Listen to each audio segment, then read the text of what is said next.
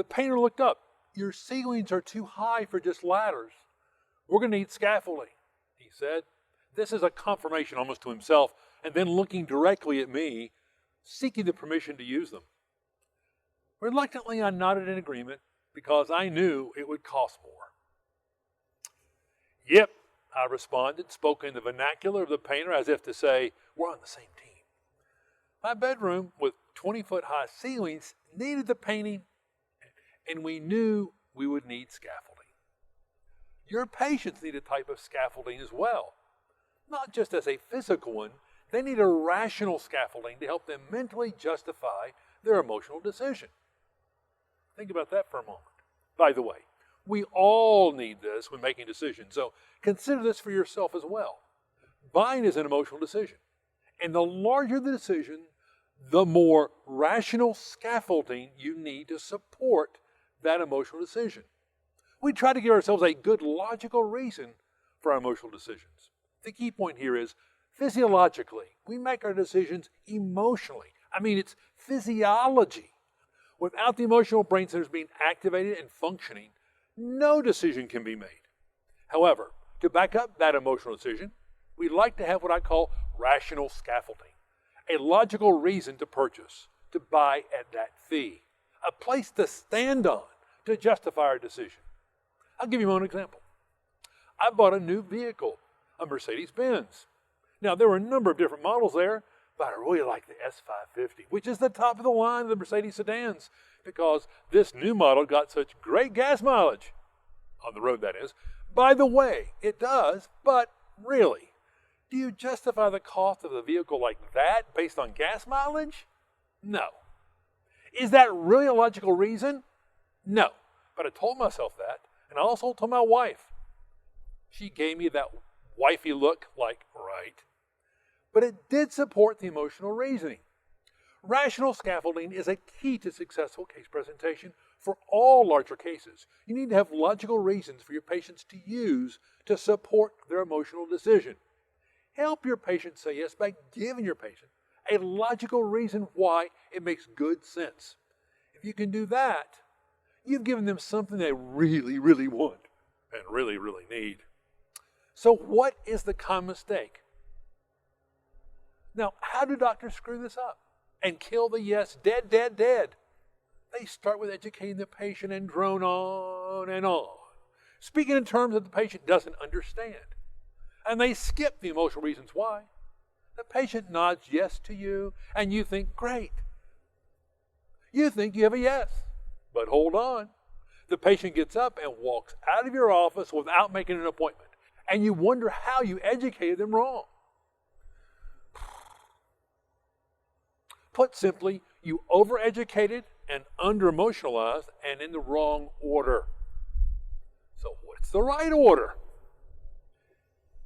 Emotional buy-in first, logical support next, and the third thing is emotional confirmation.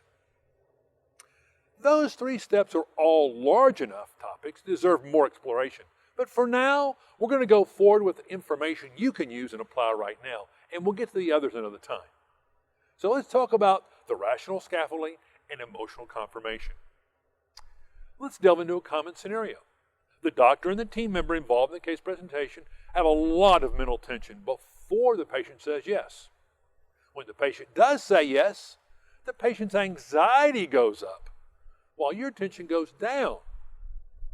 You think you are done. You aren't. Because the patient's anxiety goes up after the yes, it pays you to continue the conversation, continue to give data to support their decision. Why? They're going to start to question their own decision. Did I make the right decision? They begin to doubt themselves. Some can begin to worry as soon as the decision is made. And what do people do when they doubt themselves and worry about having made the right decision? Why? They ask their friends and family. Now it's time to talk about the big uh-oh. Their friend or friends or family members don't understand the situation. They weren't in the case presentation. They judge based on what they know. We all do this, by the way. They judge based upon the fee that they heard and they can feed that patient worry, and you lose a case. So what do? You give your patient a rational reason why that they can use for themselves and give to friends and family as well to comfortably justify their decision. Give them the rational scaffolding to serve as a place to stand on, to support that mental decision and justify it for their friends and family as well. Without the rational scaffolding, cases that you once thought were good to go failed to a point in the first place or canceled last minute. And there goes your day. The practice turns gray. You question your team and yourself. It's not fun, and it costs you a lot of money and profits. So, let's recap. Here's a quick summary.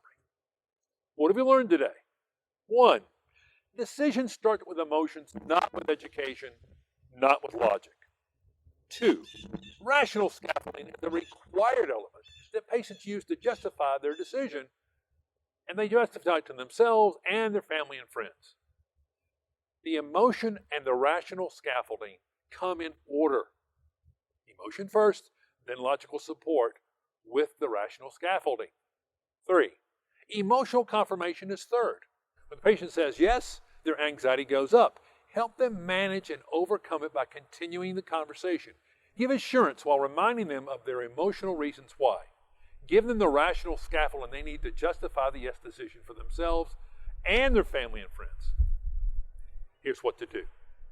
Sometimes your patients will give you the rational scaffolding. It would pay you to accumulate all the reasons they give you, plus all the ones you and your team can think of about the logic that supports these emotional decisions. Understand this. Failing to give your patients this rational scaffolding leads to a lot of failed case presentations that seemingly went right until the patient doesn't schedule or cancels.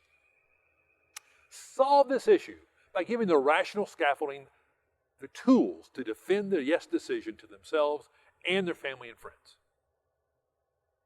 Don't you think it's a good idea? I do. And when you do, understand this. Everybody wins. And you get to live the purpose of making a difference by helping your patients. I'm Dr. Charles Martin, but you can call me Charlie at masteryourpractice.com.